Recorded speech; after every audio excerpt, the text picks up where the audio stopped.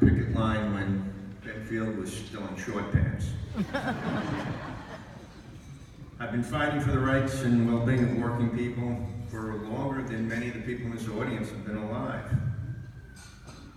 I made my first speech in favor of health insurance for all Americans in June of 1964. Oh my goodness.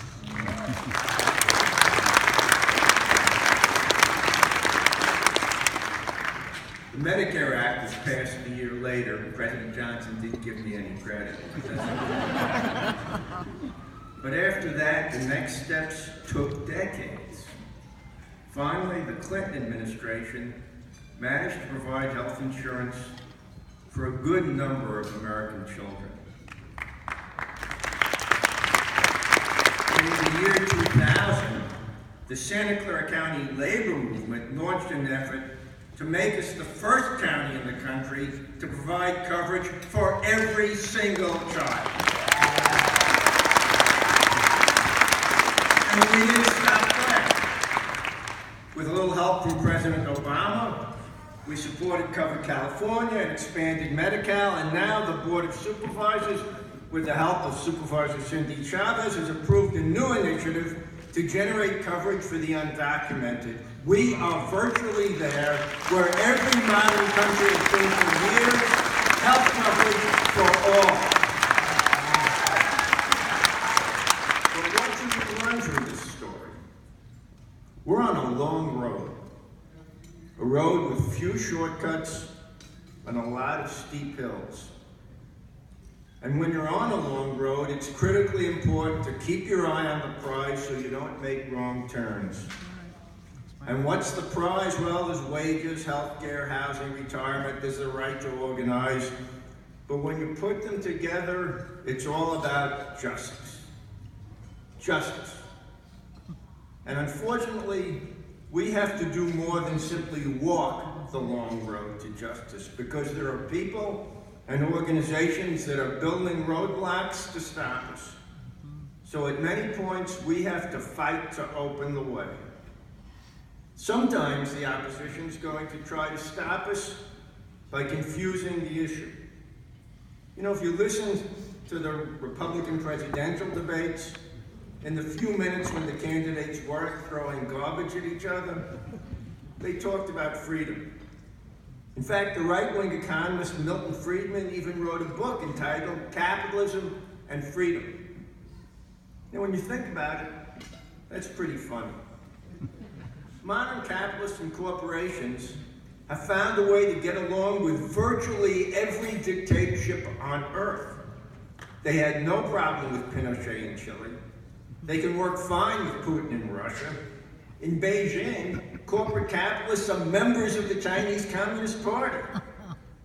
But there's one kind of organization throughout the world that dictators absolutely cannot tolerate, and that is free trade unions.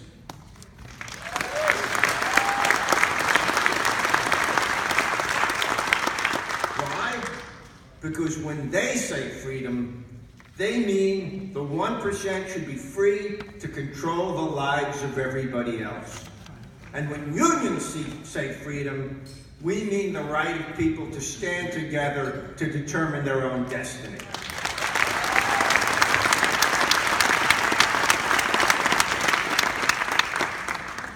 You know, sometimes they don't try to just stop us, they try and push us back. Because I'm older, I remember the bloodshed and sacrifice to pass the Voting Rights Act. And when that was passed, we thought that fight was won. But then a conservative Supreme Court overturned its key provisions, and that let a state like Alabama require an official ID to register to vote. And then they tried to close the DMV offices in black communities so African Americans couldn't get the card. And when they did that, Supreme Court judges Roberts and Scalia waved them on. Yeah, I know, Scalia's with his maker now. And I guess it's lucky for him he was an accomplished public speaker here on earth, because before he gets through those pearly gates, he's got a lot of explaining to do.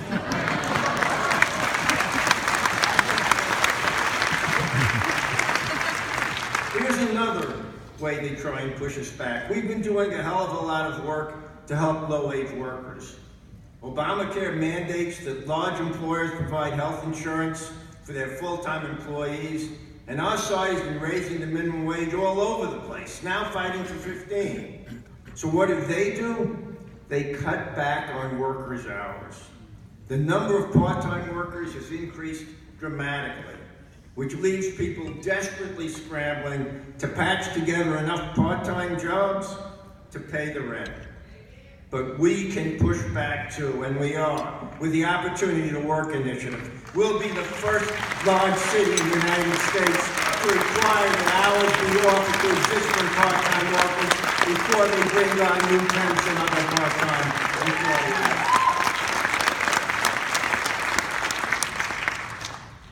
Now, some of you know, those of you who know me, I like to read history. By the time you're 70, most of your life is history. History tells us that in 1776, the British had kicked Washington's army out of New York and chased them all the way through New Jersey to the Delaware River. But there were men and women who still would not yield. One of those was Thomas Paine, and he wrote, "These are the times that try men's souls." And he wrote that 1776 was no time for the sunshine patriot. Well, 2016 is no time for the sunshine activist. And we who are passing the torch know that.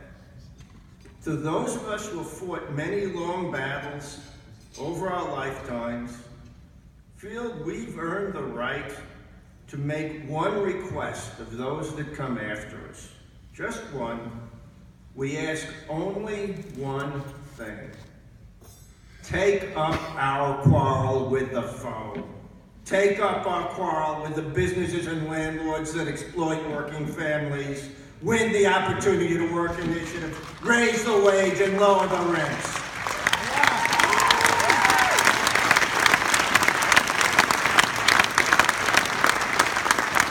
Take up our quarrel with the firms that would use technology to create an economy based on piecework, with sub-minimum wages and no security and no benefits.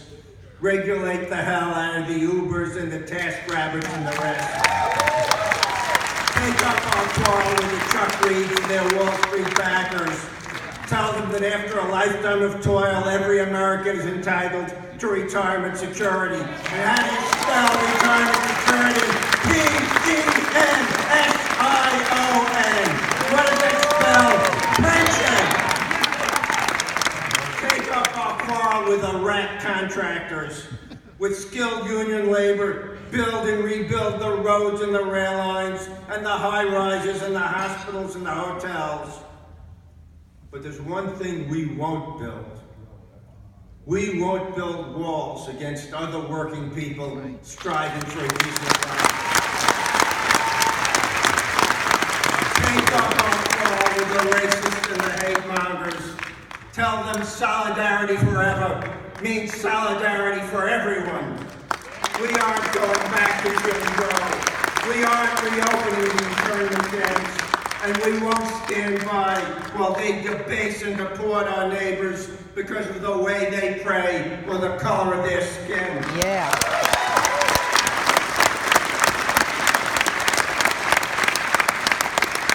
Take up our quarrel with the foe and keep your eyes on the prize.